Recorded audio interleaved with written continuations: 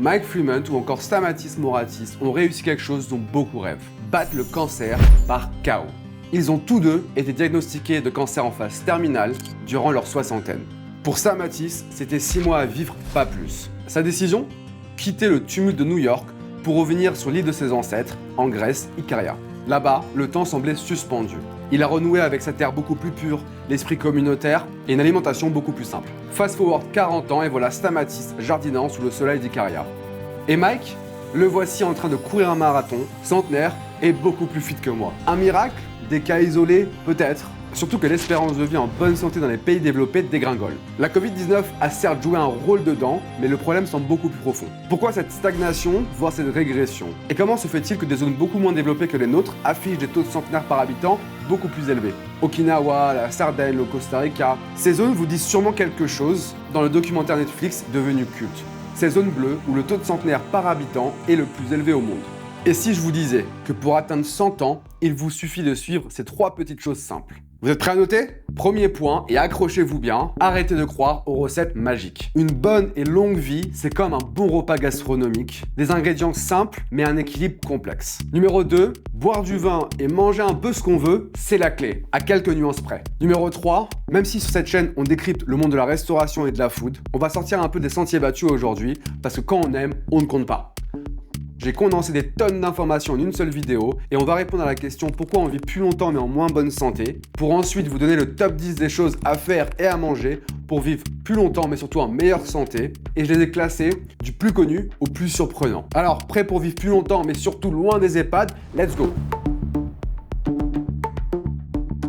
Alors oui, on vit légèrement plus longtemps mais en moins bonne santé. Comment, avec les progrès de la médecine et le trou béant de la sécurité sociale, on peut arriver à cette contradiction ? Il y a plusieurs coupables, mais ceux qui risquent la perpétuité sont au nombre de 4. Ceux qu'on appelle les 4 cavaliers. Un concept développé par Peter Attia. Les maladies cardiovasculaires, le cancer, le diabète de type 2 et les maladies neurodégénératives comme Alzheimer ou Parkinson. Si on regarde un peu en arrière, ces maladies étaient des ombres lointaines. Pourquoi cette recrudescence ? Notre ADN, un peu ancré dans l'ère des chasseurs-cueilleurs, n'est pas du tout adapté pour suivre le rythme effréné de nos évolutions sociétales. Et on peut regrouper les causes derrière l'augmentation de ces maladies en 3 grandes catégories. Ce que tu mets dans ta bouche peut être ton meilleur ami ou ton pire poison. Beaucoup de ces maladies sont le fruit de ce que nous mangeons. Alors on pointe souvent le sucre ou les produits hyper transformés. Et si je vous disais que des maladies comme la démence ou Alzheimer peuvent et sont souvent liées à ce que nous mangeons. Numéro 2, le Netflix and chill ne sera plus du tout chill à l'aube de tes 50-60 ans. On entend souvent qu'il faut faire les 10 000 pas par jour, 30 minutes d'exercice. Oui, bouger fait vivre beaucoup plus longtemps. Rien de bien surprenant ici,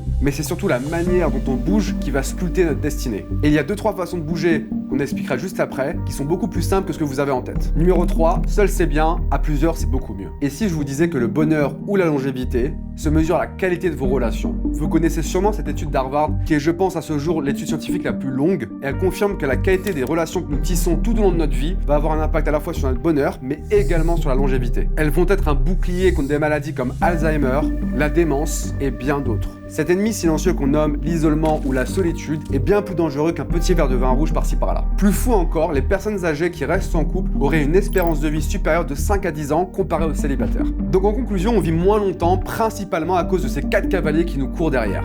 Mais face à ces derniers, il y a une bonne nouvelle. Ils peuvent être tenus en échec. J'ai bien évidemment résumé, il y a des choses comme la pollution, les drogues, le tabac, qui ont un impact critique sur notre espérance de vie. Est-ce que c'est aussi simple que troquer son McDo pour des légumes et la solitude avec quelques soirées entre amis ? Peut-être pas, mais c'est déjà un excellent début. Pour découvrir les dernières pièces manquantes du puzzle, ces 2-3 petites choses qui font toute la différence, voyageons un peu.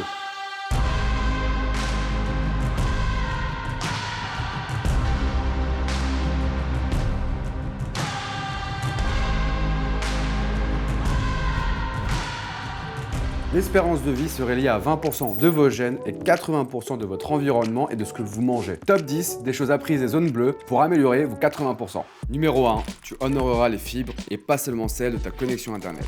Cap sur le Japon. Après la Seconde Guerre mondiale et pendant que les autres parties du Japon se jetaient sur les produits transformés ou encore le riz, les habitants d'Okinawa, eux, sont restés fidèles à leurs légumes et surtout leurs patates douces violettes. Elles sont consommées en grande quantité et ce légume reste dans votre microbiote longtemps, ce qui permet de réguler à la fois la glycémie et de de lutter contre les inflammations. Le petit conseil du professeur Tim Spector dans son bouquin, un apport quotidien de 50 plantes différentes, c'est un peu votre deuxième cerveau dans votre ventre. De manière plus globale, les zones bleues ont un régime alimentaire basé sur les plantes, les noix, les graines, mais attention, il est bien montré qu'il faut un minimum d'apport en viande. Il favorise les viandes maigres, mais surtout le poisson. On ne prône pas de manger tous les jours de la viande, mais un régime 100% végétarien ne semble pas non plus être la clé. Numéro 2, l'ascenseur, tu oublieras.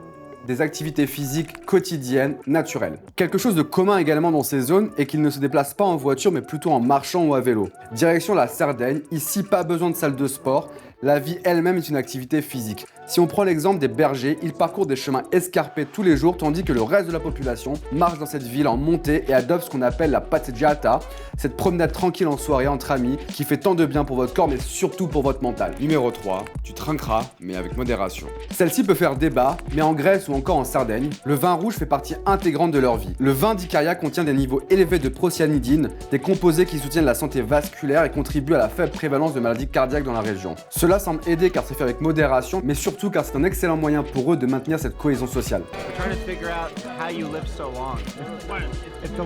Numéro 4, tu chériras ta tribu plus que tes followers. À Okinawa, les Moais sont des groupes de soutien sociaux où les membres contribuent financièrement et émotionnellement les uns avec les autres. Il y a également le Yumaru, désolé pour la prononciation, qui se concentre sur le partage de ressources et de main-d'œuvre pour des projets. Par exemple, vous êtes plombier, vous allez aider quelqu'un de votre communauté et en retour, un infirmier, un docteur va venir vous traiter gratuitement. Il y a également plusieurs générations qui vivent sous le même toit ou à proximité, car ici, pas de maison de retraite, ils prennent soin de leurs aînés jusqu'à leur mort. Alors ici, pas de jugement de valeur de nos pratiques, juste un trait commun qui est ressorti de mes recherches. Numéro 5, ton Ikigai, qui n'est pas un nom de sushi, tu trouveras. Au Japon, l'ikigai, c'est un peu sa raison d'être, ou en anglais, ce purpose. Un mot qui est de plus en plus connu dans notre lexique usuel. Dans cette île, il n'existe pas de mot pour la retraite. Ils restent actifs et engagés toute leur vie, contribuant à leur santé mentale et leur longévité. Au Costa Rica, c'est ce qu'ils appellent le plan de vida. Tout comme à Okinawa, cela désigne l'importance d'avoir un but, une passion, une motivation qui guide la vie quotidienne des individus. Le fait d'avoir une raison de se lever chaque matin et qui nous réjouit va nous permettre de rester en forme, mieux manger, mais surtout de garder ce contact social et ralentir l'apparition de beaucoup de maladies mentales. Numéro 6, ralentir, tu accepteras. Les moments de pause, de calme ou de downshift, c'est non négociable dans les zones bleues. Méditation, sieste ou simplement un moment de détente, cela contribue significativement à réduire le niveau de cortisol, l'hormone du stress. Savoir ralentir est un art qui les aide à tenir sur la longueur. Numéro 7, tu compteras les moutons, pas les notifications. À Nicoya au Costa Rica, le sommeil c'est sacré et tout est fait pour l'optimiser. Diminution de la lumière artificielle le soir, un environnement calme pour dormir et un alignement sur le cycle naturel du soleil, ce qui optimise la production de mélatonine et favorise un sommeil réparateur. Ils utilisent également des hamacs pour leur sieste dans l'après-midi, une pratique qui favorise un sommeil profond et réparateur grâce à un bercement naturel et un alignement ergonomique du corps. Numéro 8, tu capteras les rayons du soleil, pas juste le wifi gratuit.